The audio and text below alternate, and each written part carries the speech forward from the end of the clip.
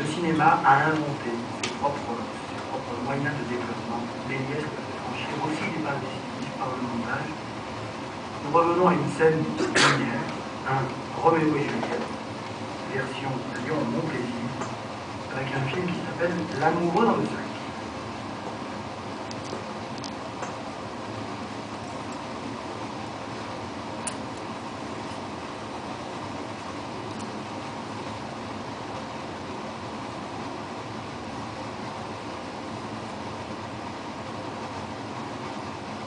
Évidemment, chute scénaristique, quelques coups sont échangés. Ce que nous appelons la trace lumière, ce sont ces films extraordinairement étonnants dont on pourrait imaginer qu'ils ont été tournés 20 ou 30 ans plus tard, comme ces marins tournés avec une caméra qui est posée dans la barque. Une vue d'une étonnante modernité, on pourrait se croire chez Donskoy ou chez Eisenstein, et on voit que dès le début, avec un peu d'audace, avec une idée et avec surtout une totale liberté de filmer, le cinéma a pu être cet extraordinaire moyen de raconter le monde, non seulement de témoigner sur lui, mais de le dramatiser.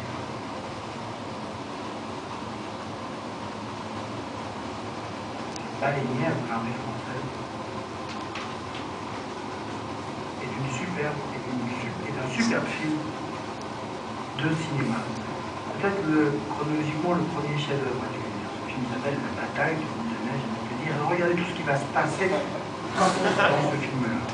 Ce sont les ouvriers de l'usine Lumière, qui ne sont pas contentés d'être les premiers personnages de l'histoire du cinéma, qui jouent dans ce film où un homme se fait renverser par un bout de neige en repartant en demi-tour au bout de son chapeau. Regardez l'ombre sur le sol, qui témoigne encore une fois la perfection absolue de la photographie des lumières, et puis des personnages qui s'en donnent à cœur joie, dépassant sans doute les indications du simple scénario qu'ils avaient. Nous sommes ici à Bakou, en Azerbaïdjan, pour l'incendie des puits de pétrole, un film moyennement écologique. Et regardez en bas, vous voyez un personnage qui marche, qui vous donne une certaine idée de là où était placée la caméra. Mais la lumière, volontairement, a placé sa caméra assez loin du milieu de l'action afin de, dans un plan très très large, pouvoir en rendre compte totalement.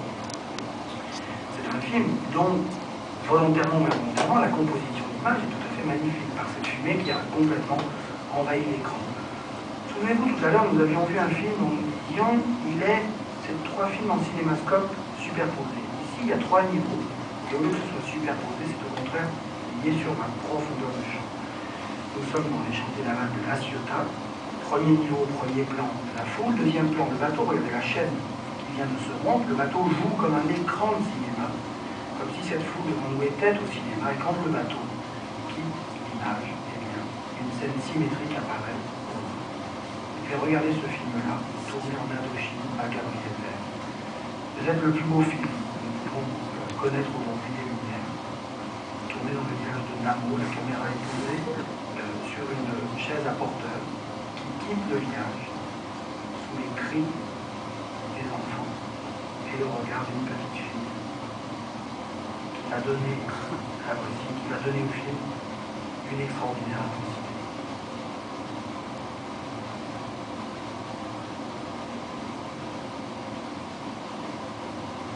Il y a tout dans ce film, on a la voix du tombé amoureux, il y a le mouvement, il y a le temps, il y a la suspension.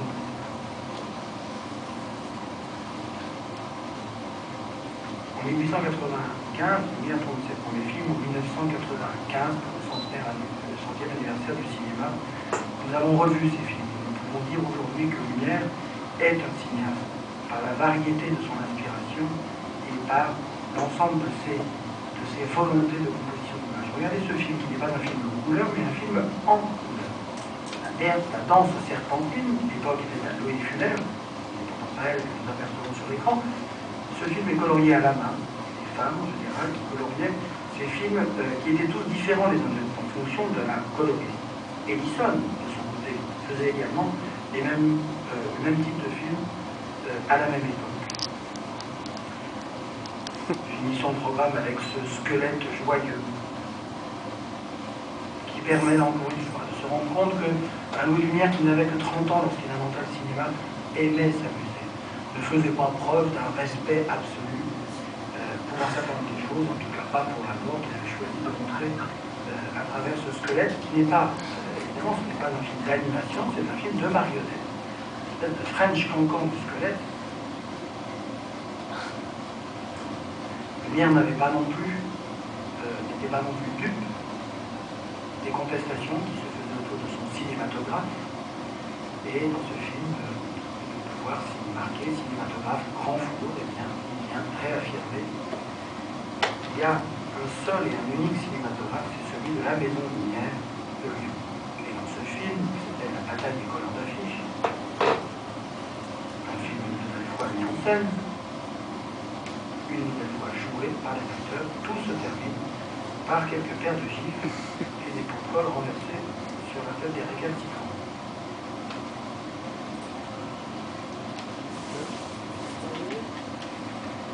Nous avons vu tout à l'heure Félicien Tréouet qui occupait de la bière, nous l'avons vu indirectement dans sa salle de cinéma de Londres, nous le retrouvons ici. Il était magicien, il était illusionniste, c'était un ami de Antoine Lumière, le père. Il avait une spécialité, c'est qu'il écrivait à l'envers.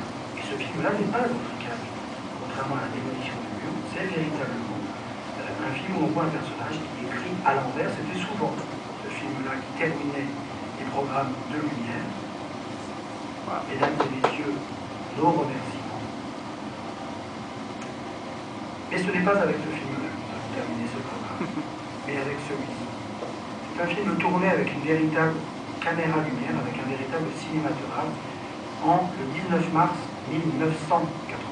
Exactement 100 ans après le premier tour de Mademoiselle, 40 metteurs en scène venus du monde entier étaient à Lyon, dans ce chemin Saint-Victor devenu la rue du Cours du Film, et ont rejoué la sortie des usines Lumière. Nous avons ici Jerry Schesberg, Mme Axel, André Le Todt, Bertrand Tavernier, Claude Sautet, Aki Kaurismäki, Robert Parrish, Stanley Donen, Andrei Konchalowski, Roger Blanchon, Jean-Charles Taquelas, Stephen Freer, Jacques Deray. Ce film-là était le premier film du deuxième siècle du cinéma. Et depuis Lyon et la rue du Cours du Film, nous vous souhaitons un bon deuxième siècle du cinéma.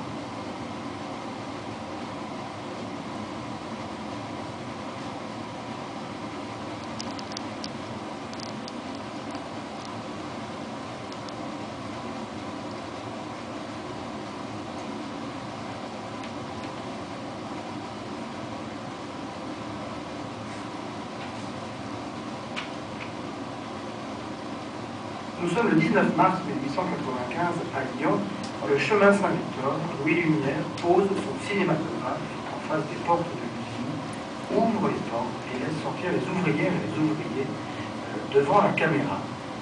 Le chemin Saint-Victor, depuis, est devenu la rue du Cours du Film, et ce film, le premier film du cinématographe. On le sait car à l'époque, les journalistes mentionnaient la présence d'un chien, que vous voyez, et d'une voiture à cheval qui arrive. Ce film, longtemps perdu, a été retrouvé il y a seulement